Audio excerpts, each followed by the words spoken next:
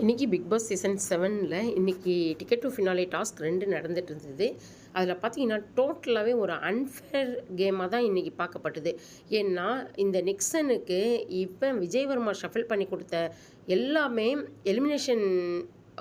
எலிமினேஷனுடைய சீட்டாகவே இருந்தது. அதில் வந்து நெயில் பாலிஷோடைய அடையாளமும் இருந்ததால் அர்ச்சனா கண்டுபிடிச்சு சொல்கிறாங்க. இது அப்போ அந்த நெல் பாலிஷ் அடையாளத்தை யார் வச்சது? விஜயவர்மா வச்சாரா, இல்லை பிக் பாஸ் டீம் வச்சாங்களா? யாருக்குமே தெரியல. உலகம் பூரா பார்க்குற இந்த ஷோவில் இவ்வளோ பெரிய ஸ்கேம் மாதிரி ஒரு விஷயத்த பண்ணது எப்படி நியாயமாக இருக்கும்?